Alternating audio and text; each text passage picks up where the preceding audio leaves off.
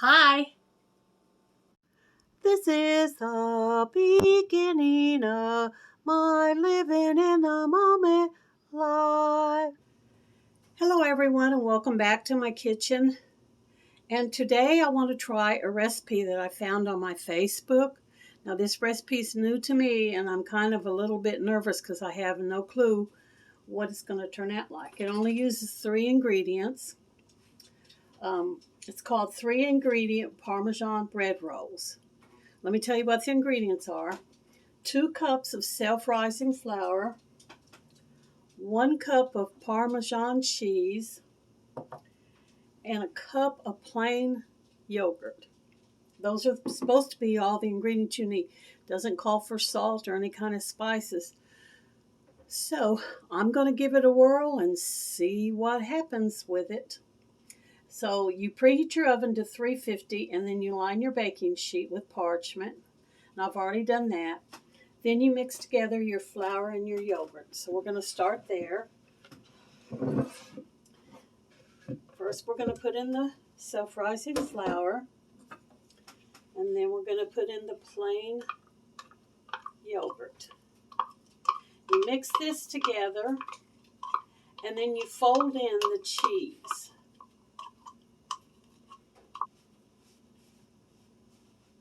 I have no idea what the consistency of this is supposed to be like since I've never made it before, but it seems to me like it's pretty dry. I don't know. That's normal. I can't mix it a bunch or it'll cause the gluten in the flour to be tough. So I'm going to call that mixed. And then you're supposed to fold in your cheese. So I guess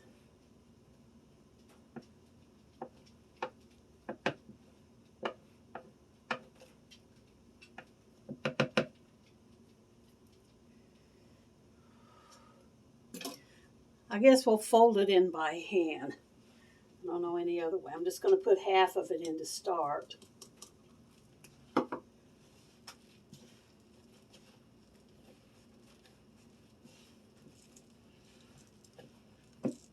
Okay, here goes the rest of the cheese.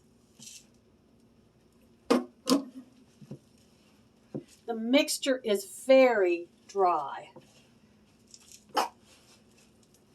And Jade's down there barking at me. What do you want, Jade?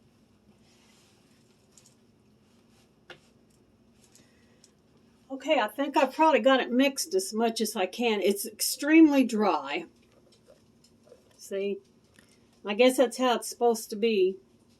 Everything's mixed. Then you're supposed to divide it into 12 pieces and place them 2 inches apart on the baking sheet. So, let me see. I think what I'm going to do is make this into a loop and take half and get 6 out of that and then get 6 out of the other half. That's the only way I know to divide it. Here's the pan that it goes on. The baking pan. All right. Have to get 6 balls out of this.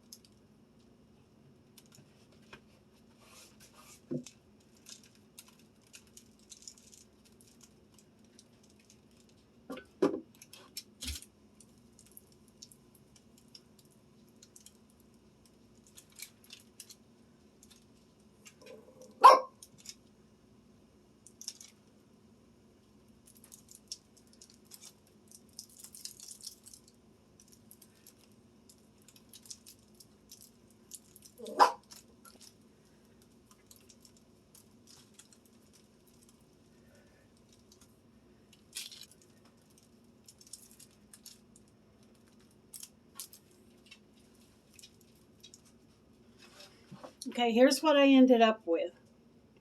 Get 12 rolls out of one recipe.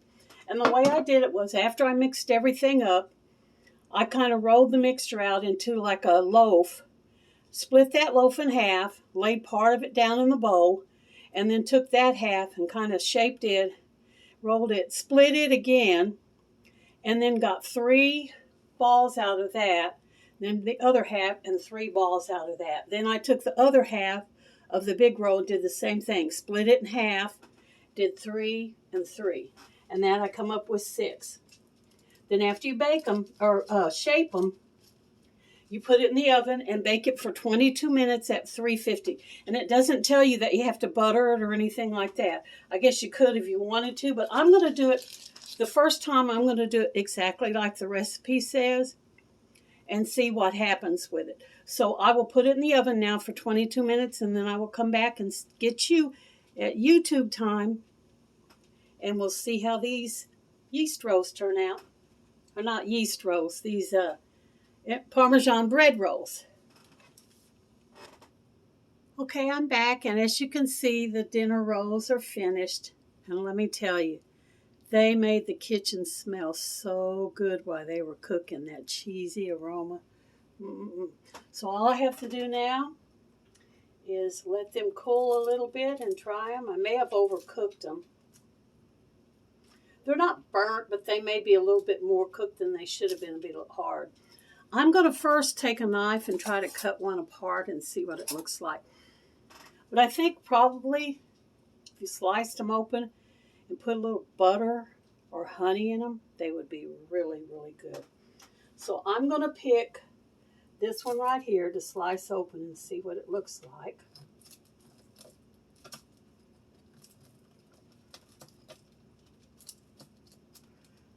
I just took them out of the oven, so they're still very, very hot.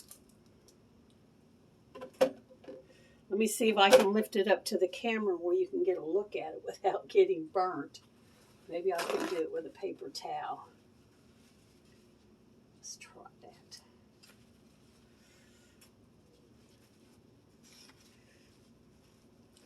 They look pretty good on the inside, don't they? Nice and creamy. Like I said, I think I'll put a little butter on there, maybe a squeeze of honey, and I think those would be really good. Next time I make them, I think I might not cook them as long. It actually said to cook them for 22 minutes, and I think I actually left them in there for 25. So they probably didn't need the other extra minute. The reason I did that, I was thinking they needed to be brown on top. They weren't real dark, but maybe these are the kind of rolls that they don't turn a golden brown. They're just cooked. It was tinged with a little bit of brown, but it wasn't completely like it is now.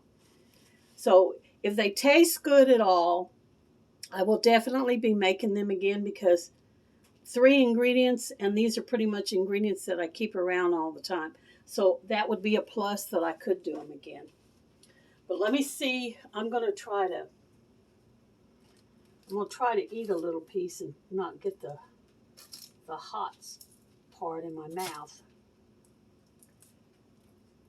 and just see how they do taste. Okay, here's what the piece that I thought I would try.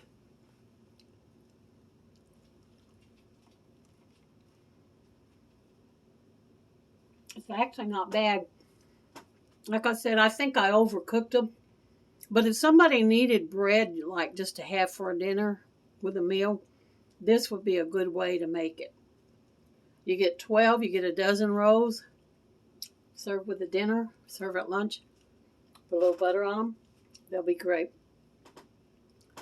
Thank you guys again for coming and watching me make these 3 ingredient Parmesan bread rolls.